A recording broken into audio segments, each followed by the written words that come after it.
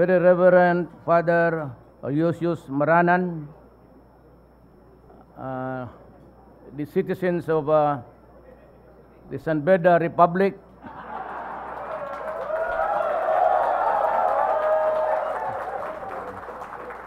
valued guests, ladies and gentlemen. Nakachamba tayo. Kumbaga sa Bisaya yung nakasabong nakasuso. Well, actually, I'd like to tell you the odyssey of my presidency. Alam mo, wala talaga akong balak maging presidente. But early on, President Ramos went to Davao and sought an audience with me, together with Paul Dominguez and Jesus Dureza. And it was there he said that it is high time that Mindanao would have its president ever. I was giving him excuses. Alam mo naman si Presidente. And he would just say, shut up, you listen to me. And another offering of apology na, sir, hindi mo talaga ako pwede dyan. Small time na mayor lang tayo. And he would just say, I came here to Davao to talk to you, not to talk to me. So you listen. So, well, time passed. And there was a lot of movement, maliliit lang, galing sa Cebu, but mostly Visayan, and a little bit of following sa Manila, Luzon. Alam mo, wala talaga akong makinarya. I would not want to belittle PDP, but it was a moribund party until I came.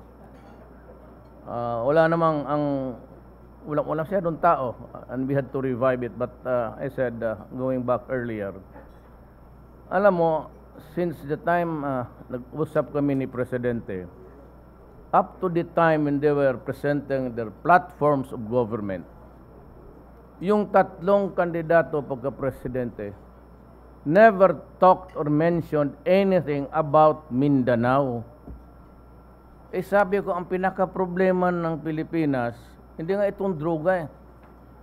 Eh ito, 24 oras, patayin mo lahat, tapos na yan. Eh ang Mindanao, because it spells territory. And you know, the president is the president.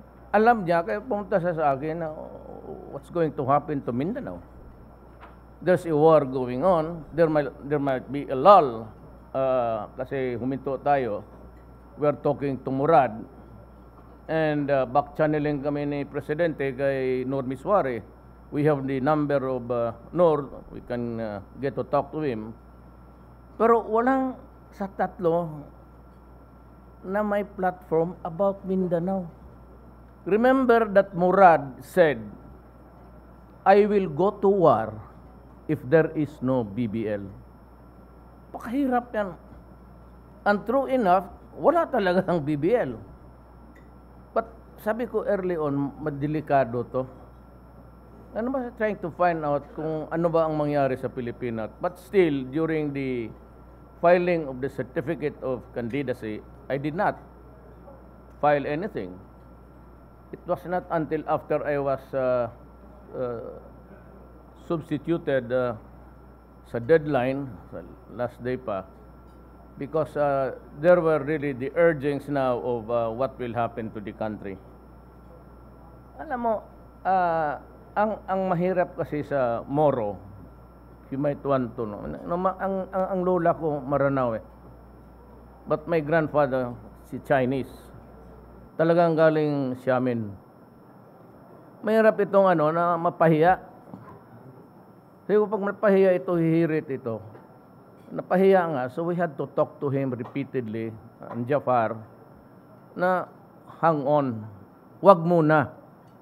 Do not try to spin a violence which you might not be able to stop on time. Sabi ko, kung ako manalo ng presidente, magpatayan tayo. It's either I shoot you or you shoot me or saan ako pupunta. isang linya ng pamilya ko, puro Moro. Kasi yung mga apo ko, karami kong apo na puro Moro, papa. So if there is anybody as much as interested really sa Mindanao, ako. Kaya that prompted me to reconsider and yung baraha ko. But I did not have the money. But PDP rin talaga ako. Ever since. I never changed parties. Ever since. PDP lang ako. Ako pang local lang kami because, alam mo, suffering from a financial hiatus itong PDP. Walang mga backer eh. So, nung tumakbo ako, I decided to run. I just prayed to God. You know, guys, we have to talk. We cannot ignore the BBL and Nor Miswari.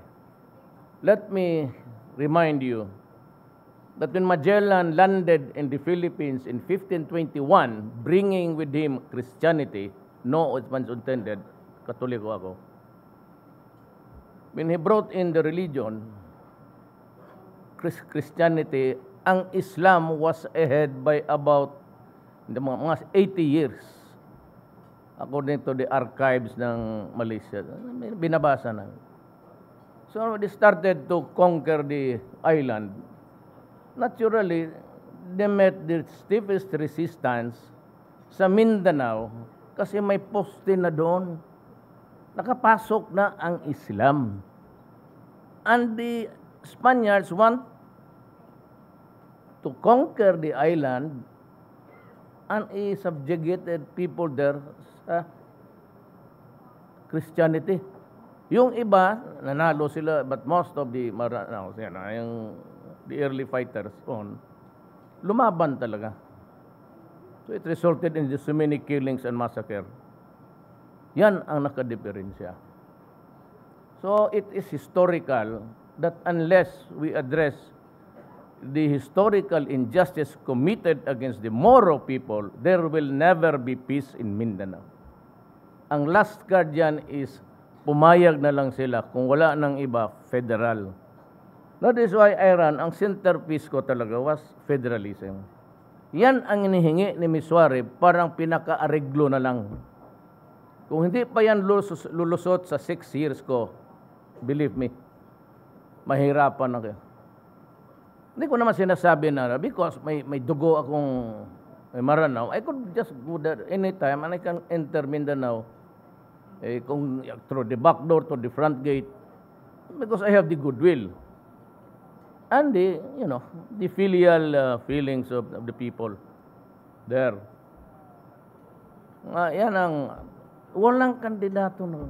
Kaya ako natatakot, sabi ko, pagka pumutok to another round of violence.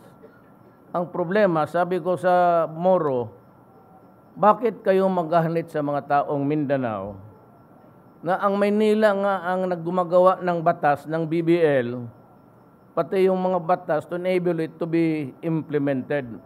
Why are you bombing the island itself? Kung gusto ninyo, ikarga natin yung mga armas natin, yung mga mortar na hindi pumutok ng army, nilalagyan nila ng butas, ginagawa nila ng fuse. At pumunta tayo ng Maynila, paputokin natin yung Congress, pati yung Malacanang.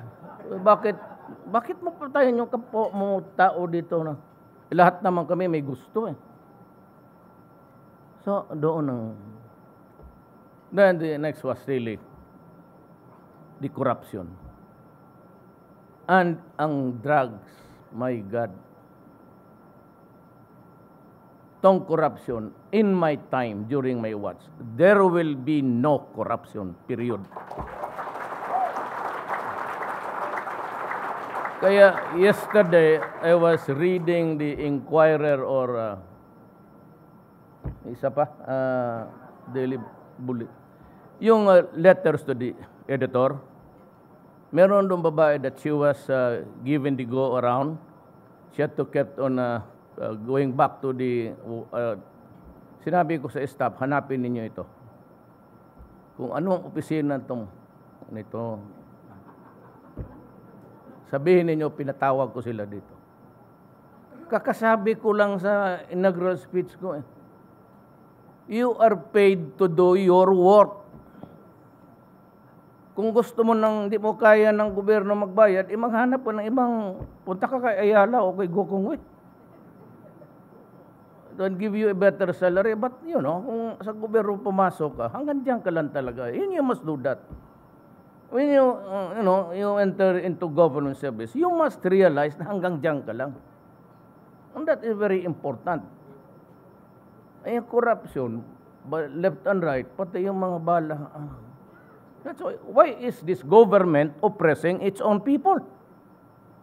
No, answer me that. Sabi ko, bakit? Kaya kung wala, sabi ko, so it has to stop. Lahat, from the office of the president down. I would maybe distribute the circular. Sabi ko, yung cabinet, sabi ko, 30 days, whatever department, 30 days, reduce the signing authority, I do not give, kung sa anong gusto mo, 3 to 5 signatures, 1 month, lalabas yan. Huwag kayo mag-follow up. That is mandatory. At magagalit talaga ako. Now, if you cannot comply with it, I'm sorry. We part ways. That's the only way to do it. Just like in Davao. You ask for a permit, electrical, engineering, or yung business, 3 days. It's by 72 hours. Pag hindi mo naman, you do not release it to the guy. Sabihin ko, ibigay mo sa akin, after 3 days, bakit tanongin kita, bakit itong papel na ito tumagal sa opisina? Ganun lang magdisiplina. Eh, yung sabihin mo na, ayaw ko ng droga, umalis kayo kasi ako ng mayor. Eh, nandiyan pa rin kayo. Sinabi ko na. Tapos, bibili ako sa iyo ngayon. Tapos, bibili ulit ako sa kinabukasan. Tapos, sabihin ko sa pulis, bumili ka ng pangatlo. Pagkatapos ng delivery, patayin mo. Look, we cannot build a country by killing our own people. That is admitted. Pero, alam mo, pagka pinasukan tayo ng ibang-ibang klaseng tribo and from other sources outside of our country, at lulutuin mo na yung shabu dyan sa mga barko, itatapo ninyo, lagyan ninyo yung GPS. May GPS pa mga ulol. And we are the only country, I think, in the world, except South America, na doon yung shabu niluluto mismo sa National Penitentiary. Kaya ko nga hinuli, binuhay ko itong para walang masabi yung babae dyan, sige, salita.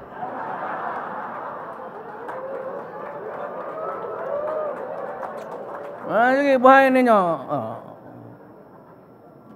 Given the trial, fair trial, judicial trial. O di okay. O pagkatapos kasi baliktad yan kung taga-roon ka, doon ka itatapon. Kung taga-doon ka sa amin, dito ka, sumunting lupa ka. O pagdating dyan, ang ginawa, nagluto pa rin ng shabu. Edi, mas mabuta pinatay ko na noon. Minus-minus yung problema natin. Kaya ako galit kasi ang shabu, constant use of shabu, even by months, would destroy the human brain. It shrinks the molecules, pati yung mismong utak.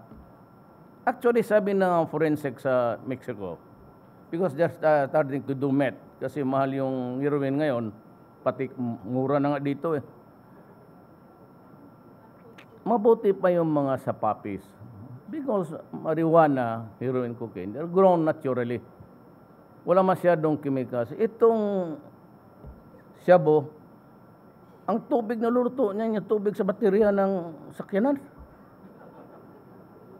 Para may starter dyan sa loob. Kaya naging loko-loko. Remember I am not defending the police. Nandiyan ako sa gitna. It's just pushing for it. Kasi you are putting my country in peril. Kakabibay ko lang ng libro, Iyon, but it's there on the table.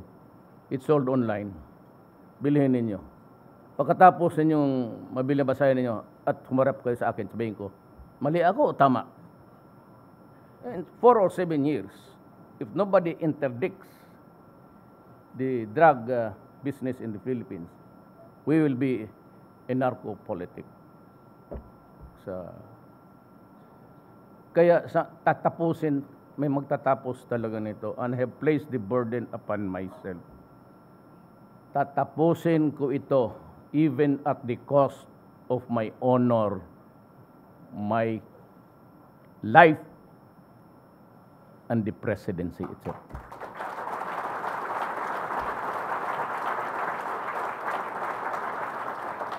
Kaya I have repeatedly stressed na hindi ako mamatay kung hindi ako mapresidente. And when nagkaroon kami ng roko sa media, boycott ninyo ako. Go. Kayo, ayaw ninyo mag-boycott sa akin? Pag hindi nyo mag-boycott sa akin, ako mag-boycott sa iyo. Wala akong, I can let go of this presidency anytime. Huwag mo lang akong ganunin. Do not. Kasi hindi ako sanay ng ganon eh. Yung basta bastusin ka na lang. Imagine being asked publicly, how is your health?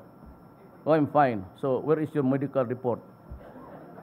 Mabutit na lang dyan kagumensya. Kaya kung wala,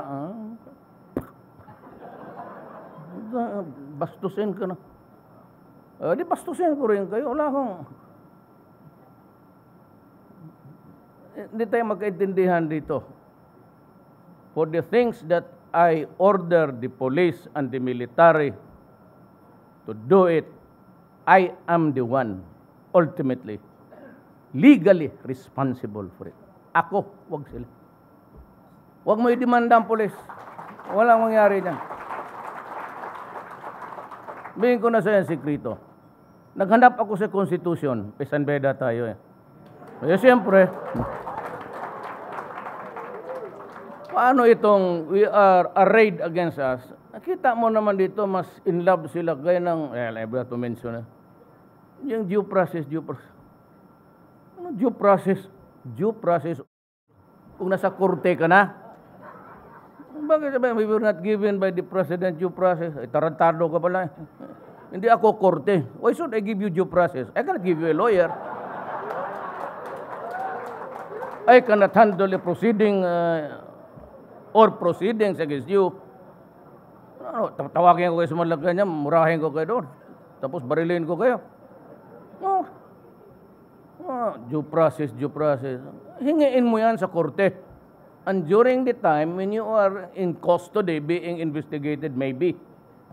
But not me. Ako, ang trabaho ko is, I have this sworn, is sacred duty to tell the Filipino the state of things in his country and simply the truth, period. Ayan lang. Doon sinabi dyan, Rodrigo Duterte, after naming several generals, would give them due process. Naganoon ba ako? Kaiksi yung, ano ko? Sinabi ko na noon, wala pang kampanya, you might want to retire early. You guys who know that I know na ganun tayo. Hindi yan pang, anong due process? Lahat ng kolumnista, kasi marunong. Kasi hindi nga taga San Beda. Well, there are two events in my life that made me extremely proud. One is that I graduated from San Beda College. And the other one was the greatest compliment that I received to make me towards the presidency. One day, Mendiola was really very dangerous at the time. The militant, mga estudyante, and the left, wag na natin magbulan, sila yan eh. Mga komunista, pag-bukbakan dyan sa ano. So kami doon sa loob, sa eskwelahan, nagsiuwi na yung high school. Sabi ko, siguro, uwi na tayo dito. Nag-uwi na lahat, kumain muna tayo sandali kasi baka matraffic. kung matraffic tayo nito, patay. So, nagkain kami ng, yung sa barbecuehan. Tapos, patapos tatlo, I do not remember, I think it was Cablitas was one of them. Palabas kami, so we were in the pedestrian platform. Dumating si Justice Solidum. Pasok niya, nasa front seat lang yung nagdaan ng masakay. Yung Volkswagen, yung grag-grag. Sabi niya, nakilala niya kami. Sabi niya, where are you going? Sabi ko, sir, it's dangerous outside here. Never mind about them, let them fight. You go back. Wala na masyadong estudyante. Siguro may naabot doon, yung nagdadaldal na hindi po umuwi agad. So, upo na kami doon. May tinanong yan siya. Siya, Tae! Hindi mo naman nagsasabi ang Duterte. Tae! Parang may narinig ako, tumindig ako. Sabi ko, sir,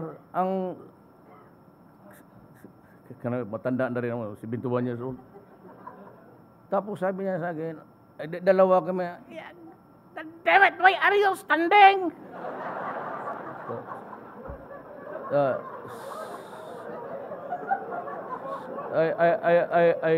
I thought, sir, that I heard my name called. Because you're always talking at the back. Come here, you stand up there. Pagdating ko doon, sabi niya, sino? Cherry Bell, Kaliso. Sit down. You recite. Tindig ako. Ano? Tapos nagtinginan kami. Siya what? Sir, there is no question yet, sir. God damn it! Sige, gano'n na. Do not scratch your hair in this classroom and spread your dandruff.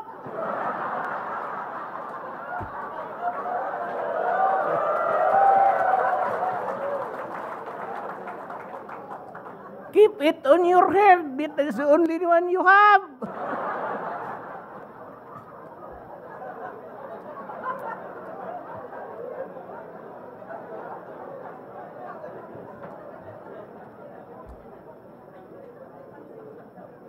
You might want to say that the dandruff president. Tama kasi sabi ko, mayabang ako ng sumat. Sabi ko, sir, wala ba? Galit lalo. Nagkagano, no, question. Do not scratch. Do not scratch your hair and spread your dandruff in this room. Keep it on your head. It's only one you've got. Well, that made me a lawyer. Actually, sa batch namin, hindi naman tayo sa iba. We are all, tayo-tayo lang naman. Sa wills and succession, pati remedial law, talagang matataas kami. Dumaan rin kay Justice, kay Secretary Puno. And the others, our professors, si Rudy naman, Robles at the time, sir, he just topped the bar at that time. Kami yung binamano. By the way, I was in Bohol campaigning for the presidency. I passed by Vic's house, Victor de la Serna. Minsan nakita kami doon sa Bohol. Nandyan si Boy Brillante. Pero yung nagbalik ako, medyo matanda na si smoke silat. Pero sabi niya na pagkatapos ng meeting, dumaan ka. Pero hindi na ako nakadaan, so pinadala niya. Siya, this is my little help for you. This is really hard-earned money. Tinago ko pati yung pera. Hindi ko ginastos. Hindi ko man alam. Hanggang ngayon sa envelope. Nilagyan ko lang ng rubber band. Do something good for your country. And if you find it hard because there are many, yung ayaw, then if it is good, do it. Declare martial law. Pakita ko sa inyo. You guys, if you go to Davao, it's in my safe. Pakita ko talaga sa inyo. Yeah, tatawagan ninyo si Vic. Ganun talaga sinulat niya. If you find it hard to do it because of parang then declare martial law. Well, I will not do it. Far from it, actually. We were around during those times. Ang akin lang is yung let the Filipino taste what is government really. So kaya yung the usual is if they go there, plano ko kasi bigyan mo ng shopping list. I mean the requirements for that particular whatever. Then wag mo nang dagdagan, wag mong kunan. If it produces all those documents, bigay niya sa iyo, you have to have a journal. Receive the following application for whatever. You sign it, do not do it in the, kasi ma-erase and let him sign also.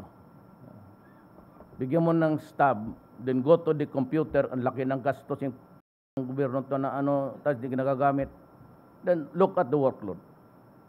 When you say, come back on this day, on next month, on this day, at this hour. Bigyan mo ng stub. Pagbigay niya, kailangan nandiyan na yan. I do not want to see the Filipino queuing outside. Ayaw ko yan. Especially yung mahirap. Hindi, it might be a pretended sentiment, whatever you would call it, to do the unbelievers. Basta ayaw ko, lalo na yung mga taga-probinsya. Lalo na yung taga-probinsya na magastos pupunta rito, tapos maubos na ang sweldo kababalik. You know, it's always one trip dito eh. If you go down sa Naya, you ask for a lodging there somewhere, makikitira, tapos pupunta doon isang biyahe lang sa Kalayo, tapos pabalik-balikin mo ng araw, kalukuhan na yan. Something has got to give here. Kaya sabi ko kay Bebot Belio, find a space there. Lagyan mo ng kung saan yung opisina mo, gusto mong lumipat ng malaki, find a space there where you can place the satellites of sa DFA. Tapos National Bureau of Investigation. Diyan na, one stop. Same building. Or at least same vicinity. Makalakad siguro mga 100 meters. Then that's it. Ayaw ko magbalik-balik ang tao. I would like to stress it again. Ayaw ko pahirapan ang Pilipino, period. Ayaw.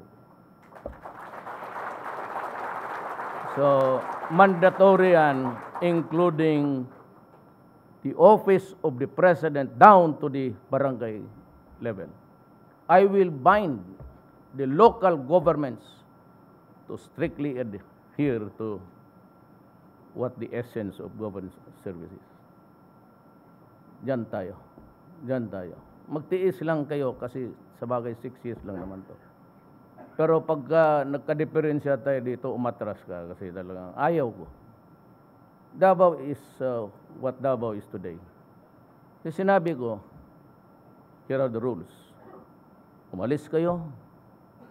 I would not pursue you beyond the boundaries of my city. Go out. Tapos kayong taga-gobyerno, ganito. If you cannot do it, tell me. And I'll give you your marching orders out. Pati police. I have the most behaved police force in the entire Philippines and Davao. I do not allow checkpoints. Kaya dito ngayon, I will, one of these days, depending also on the advice of the military and the police, I would tanggalin ko lahat ng checkpoints. Ngayon sa bukid, sinong mag-checkpoint? Hindi mga MPA. Ano trabaho ninyo? Wala, dala kayo ng armas, wala naman kayong... Kaya nag-uusap tayo, di ba? Slow down muna kayo. I will be asking the NDF to just really do that. Lahat, mabutit na lang ang goodwill ng MI and the rest of Mindanao, the Moro leaders are up against arms also against the drug menace. And it's good for our country. It's good for talks. Just like China. War, it is not an option. So what is the other side? Peaceful talks. I cannot give you the wherewithals now. I have to consult many people, including President Ramos. He might want also to be one of the, but I would like to respectfully ask him to go to China and start the vaccine. We gain nothing, but we do not also want to offend the United States. Why? Because we have identified ourselves allied with the Western powers. So that's an interest which we should not forget. Our interest and the interest of our allies. You know, there are a lot of complications there. Because now that the tribunal has ruled, the arbitral decision says that is, and if China would insist on a space domain, that you have to identify yourself before you can cross that vast sea there, America will not like it. So they would insist that it's a Philippine airspace. Then walang problem. And of course, the maritime security is just too narrow there. Alam mo, pag nagsira yan, lahat tataas. Because even the insurance of the cargoes on the boats, on the ships there passing by, tataas. So it will create another problem for our economy and somebody else's finances. So, careful tayo dyan. So, we have to navigate with courtesy. Hindi naman ito nadadala ng, puro lang ito istorya talaga. Your Honor, Your Excellency. Sige, baw-baw. Dito lang ako sa trabaho na ito, even here. Siguro, get a lot of whispers. Kaya kita mo, left and right yan. Ako piskal doon, huwag magbulong-bulungan sa akin dyan. But now you get a lot of whispers, including sa labas. All state matters, but I assure you that the run of this country would be like just what we have in our hearts. This Sanbeda faithfulness to our nation. So, gano'n lang naman, gambling has to stop, but in the meantime, that I am focused on the drug menace. Why? Because pagka tinanggal mo yan, there is that apparatus of gambling. Mga kumukolekta ng pusta, and you suddenly mabakante yan, everybody stops. Ang mag-take over ng organization yan, pakialaman na yan ng droga. See? It doesn't mean to say that I like quitting that. Maano tayo, I cannot be stretched in. So I'd call the military. Hindi naman lahat eh. Just a team there to help the police. But they have to undergo so many legal lectures about the law on arrest and seizure, then the delivery of persons to the judicial authorities, the number of hours, how to get a warrant for an arrest or to search a building. Marami tayong natin, even in the handling of yung drug cases. Nakitikyaw tayo. But I remember at the time when I was a prosecutor, very early on the 1970s, it was really a heartbreaking job of, alam mo, may kaso ka, it's good. The affidavits are there. But pag-present ng evidence, some wise say that we want to have analysis of the, because Your Honor, we have heard the stories that has been, totoo nga, hawak-hawak ko, tawas.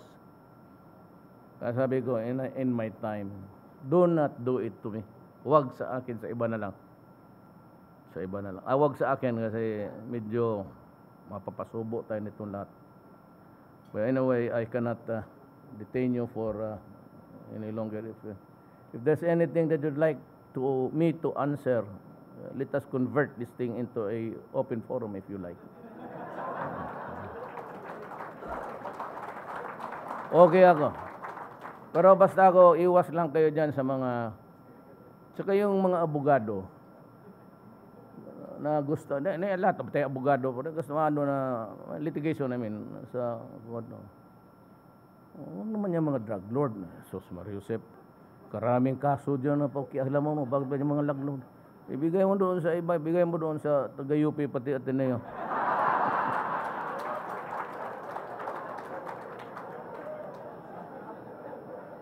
Baka madali ka ba? Tapos, kasi ang alam sila, turo, drug lord rin. Hindi, abogado yun, gago. Papunta yun sila sa korte. Sir? Bigay mo na sa iba. Marami dyan. Huwag lang San Beda kasi mga kaibigan ko sa Davao noong mayor ako, iwas kaso sila. Most of the Davaoeño lawyers there, ayaw ng ito. Kasi alam nila ayaw ko. So yung mga abogado nila sa labas. So, nothing significant but that was the practice. Okay. Ang mga seduction, mga abduction with consent, sakit talaga ng bidista yan. Okay yan, okay yan. Adultery, okay yan, concubinage. Yours truly, mayroon rin eh. Hindi naman tayo mabubuhay niyan. Well, that's why during the inauguration, two sets of pamilya. Di okay lang. First in history, first from Mindanao, first president to have two families present there. Ayaw mo pa yan. That is in keeping obedience of the culture that is there but never accepted by anybody, but everybody is doing it. Well, anyway, I'd like to thank you for this moment with you. And if there's anything that I can do for you, as long as it's legal and it is right, no problem. Wala akong problema. Kung wala kang siguro, yung iba matanda na, walang trabaho, di sabihin mo sa akin. Maraming, there are thousands actually, it's 1,600. Hindi ko na, sabi ko, hayaan mo na. Kung wala lang namang, walang no corruption natin. Huwag mo nang isturbuhin yung nandiyan na sa pwesto. Hayaan mo. Okay na sa akin. Ako, basta it's competence and integrity, honesty. Pag nandiyan ka, we can work together. You can go to me anytime. Wala problema. Pero nakakatawa nito, wag kayong magmaong. Totoo yan. Tanong mo yan, hindi ka papasukin. If you are there, pagka namaong ka, sabihin ka, hindi, bawal ito. So ngayon, punta ako nung, hindi ko alam ko yan. Pero kasi yung panahon ni Estrada, there was this incident that my son, the vice mayor now, Davao City, got into trouble with a security guard. Ay pinalo niya yung gate, nabali yung kamay ng security guard. Tapos, alam mo na, the media want to do. So, interview na, paano, magdemanda ka, gano'n. Sabi ng security guard, hindi ako magdemanda kasi ang tatay congressman. So, itong media tawag agad. What can you say about the statement of the security guard? Yung nasaktan, ayaw rin niya magdemanda. Sabi ko, madali yan. So right there and there, I dictated my resignation from Congress. Oh, it's on record. I am the only congressman nag-tender ng resignation. Sabi ko, because of the incident involving my son, tapos gano'n, blah, blah, blah. Then I submitted it to Villar. Sabi niya Villar, sabi niya, here is, nilagay sa agenda, the resignation of Mayor Duterte. Sabi naman ni Joker, the late, Joker Arroyo, no, we are not allowed to accept any resignation from any. We are not the employer of Duterte. We are not from his district. It is only the people of his district who can accept his resignation. Ako, for the reasons of delicadeza, nag-resign talaga ako. Alam mo, there will be so many elections in the future. Pagbuhayin ako ng Panginoong Diyos. But talking about God, I will end my talk here. Do you know, and you review the tapes, do you know that I was the only candidate who invoked or who who was invoking the name of God during the campaign. Alam ba ninyo yan? You review the tapes. Wala kang marinig na isa magsabi, ako every time, if by the grace of God, if God wills it, pabalik-balik yan. And the ultimate statement was I made sa Luneta during the meeting di Avance. I said that if God wants me to be president, I will be president of this country. If God does not want me president, He will give me the sign or maybe defeat. Sabi ko. Alam ko, maraming papasok sa atin sa politika. Ako dead end na ako. I was elected mayor of Davao in 1988. I coasted along for 23 years as mayor of Davao City. One term congressman, one term vice mayor ni Inday. Yung anak ko, taga San Beda rin yun. Third yun. Yung namugbog ng polis, nandito yung pera niya. Isa rin yun. So, alam ninyo, except for Marcos, si Aimee, and si Abet, Governor Abet sa Bataan, alam mo ba, even sa Mindanao, outside, wala akong mayor or governor. Even sa Mindanao. Wala akong isang barangay captain sa Luzon, Bicol, or Visayas. Kaya nga, when I was so perplexed also after the results. Because during the campaign, na-mesmerize ka sa mga crowd eh. So you'd think that you are already formidable. Tapos yung sa ano. What truth to tell, hindi ko talaga malaman paano ako nanalo. Wala ako ni isang barangay captain dito sa Calabarzon, pati Metro Manila. Wala. Except of course, yung mga taga San Beda.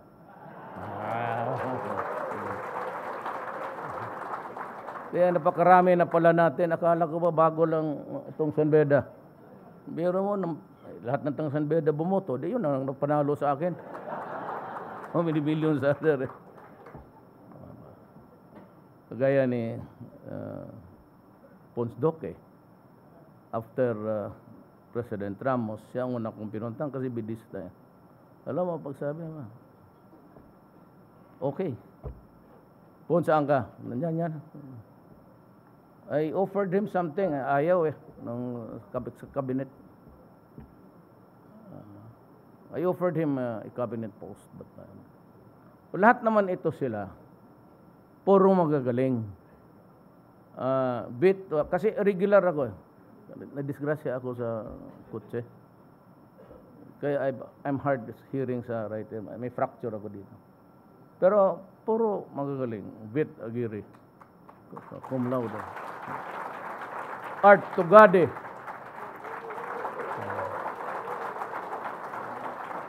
Si Bingbong. Dalia. Marami ito. San Beda. Marami sila. Sabi ko, Rudy Salalima.